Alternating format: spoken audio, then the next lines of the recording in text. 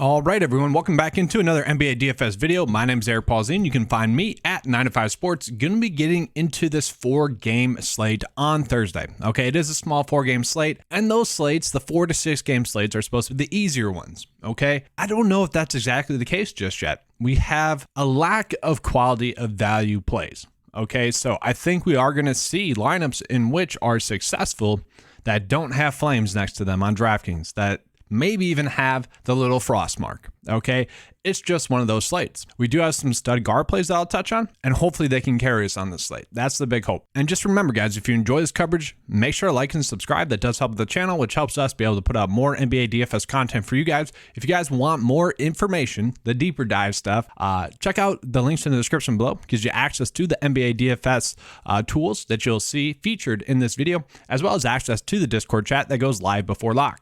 All right, now let's get into the picks for this 4-game slate. So as always, I do like to touch on the injury situation. Okay, nothing's really changed from the last time we saw these teams that are on this slate. Okay, Kawhi Leonard's out, Jalen Williams is out, Josh Giddey's out, and then kind of the same players that have been out for a while. So at least we kind of know what to expect in that regard. So as always, I do like to start off with just looking at the top value plays as it sits right now. So on FanDuel, Steven Adams is popping up as a value play. Let's see why. Okay, I guess it's because he's been consistent.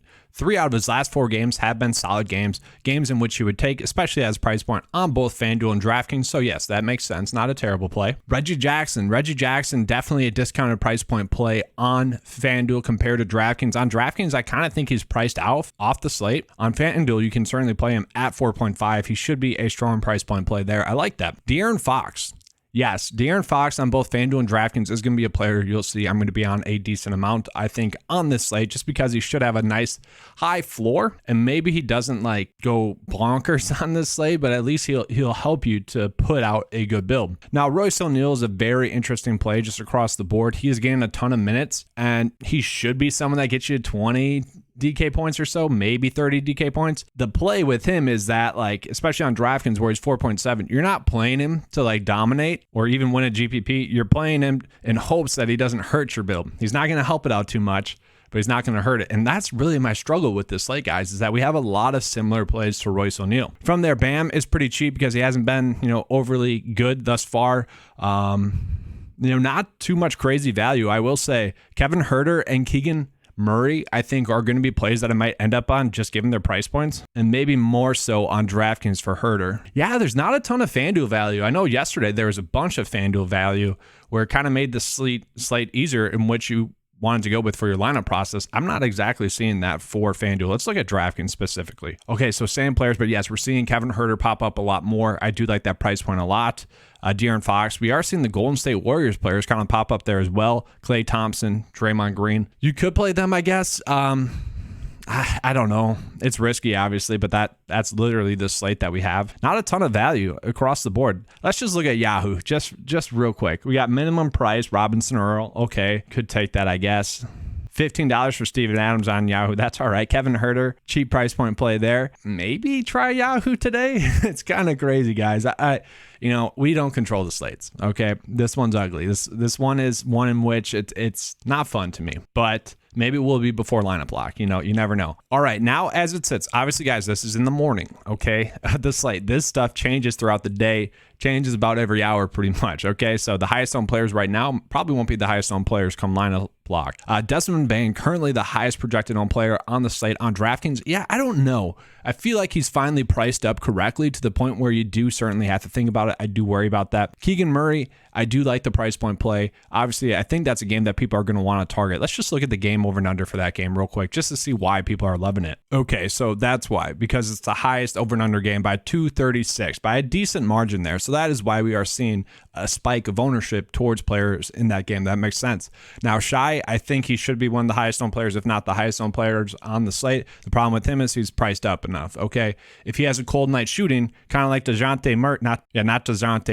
Donovan Mitchell had last night, where yes, the usage is going to be there, but if they just have a cold night shooting, maybe they kind of hurt you instead of really help you. That could happen for Shy. He is finally priced up to the point where he does need to have a normal shooting night to hit value, but he should be a safe play, so it does make sense. Trey Mann had a good game last game. Sabonis, yeah, these are all the players when I was doing my kind of preliminary research last night that I thought I would be on. So that is both a worry and kind of sums up the slate. Honestly, guys, let's look at FanDuel real quick. There's no way Ben Simmons is going to be chalked, okay? I don't see that happening. Okay, if it does, whatever.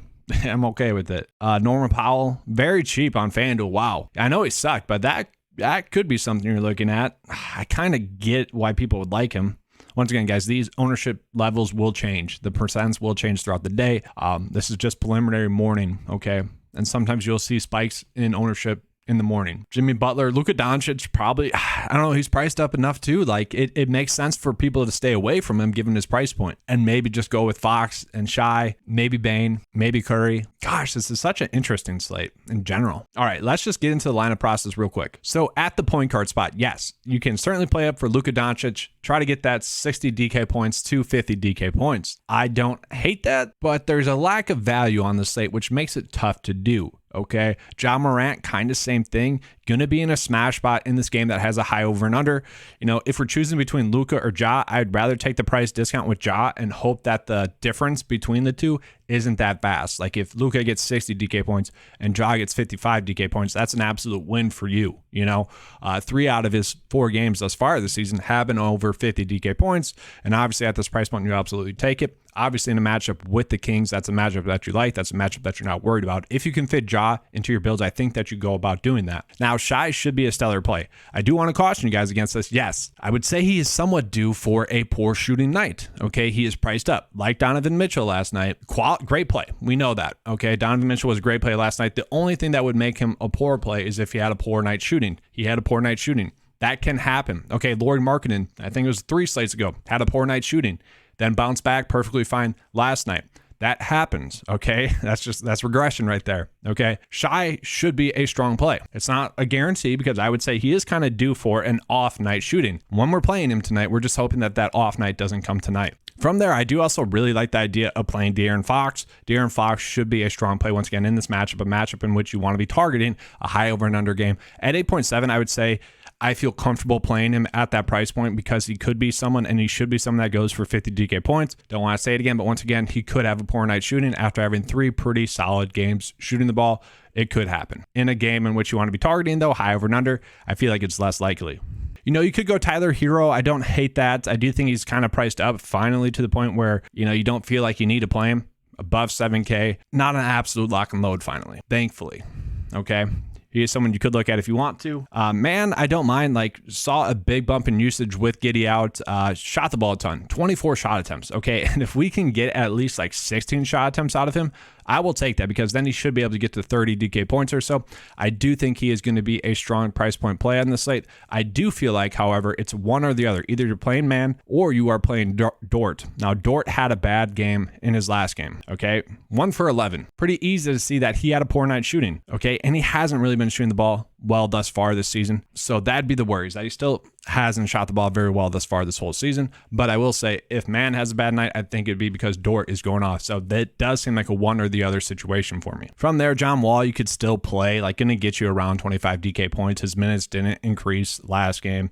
Malik Monk might be a punt point play for you guys. Went for 40 DK points in the last game, did have almost 30 minutes. Just a punt play. Looking at just the shooting guard spot, I'll just go to guard in general. Desmond Bane, a lot of people like at 7K. I feel like he's finally priced up to the point in which you don't feel the need to have to play him. Luke Kennard is kind of one of those plays in which you could make to try to hope to get 25 DK points or so. It's not sexy. It really isn't. But can he have a good night shooting kind of like he had last game? Sure. Can he get to 20 real life points? Sure. Makes a couple more threes, maybe. Not someone I'm going crazy with, not someone I'm going out of my way to play. Some people will probably be on Aaron Wiggins again. I'm not going to say that that's a mistake. His last 2 games have been over 25 minutes. Once again, I don't hate this idea, just given the fact that Wiggins could be someone that gets you 18 or so DK points. Not someone that's going to smash the slate, I don't think, but at least he's not hurting you too much. At least he's allowing you to pay up for the studs. So I don't hate that idea. Then from there, I've kind of been ending up on Kevin Huerter. okay, either in the guard spot or the small forward spot. Like, he should be a strong price point play once again. That is really what I'm targeting, is guys that shouldn't hurt you on this slate, because it is a small 4-game slate. It's a slate in which I do not love. And this is a way in which you can attack a game that has a high over and under. So yes, Kevin Huerter, I don't mind. Maybe just play him in the shooting guard spot. Keegan Murray, a play that I like as well, kind of for the same reasons that I liked for Kevin Huerter. You know, he's been someone that has been getting 33 and 38 minutes thus far in his first 2 games. And I feel like if that continues, then he should be someone that is giving you around 25 DK points with the upside to go for 35 DK points.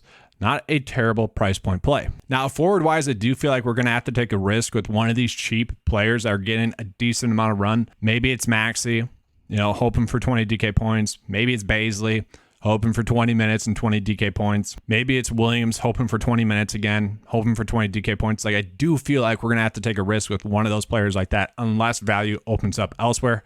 And if it does, we'll touch on that in the Discord chat. Link to that is in the description below. So I've kind of just been defaulting to Sabonis as my favorite play. You know, once again, this is a game in which you want to be targeting, okay? He is someone that, if the minutes are there, which they should be, I'm curious. I didn't see why his minutes were limited in that last game. Does anyone in the comment section know? That's just strange to me. He was still able to get to 40 DK points. Like, he is someone that I do think will be able to get to 40 DK points. That is something I might have missed, okay? So in the comment section, if anyone knows that, you know, let us know. And then lastly, this is where I'm saying, like, we might have to end up on like one of those bad forward value plays, unfortunately, and just hope to get lucky. For now, Baisley, I guess. I don't know. It's tough, guys. It's a tough slate. All right, that's all I have for you guys for this video. If you enjoyed it, make sure to like and subscribe. That helps us be able to help you guys out more.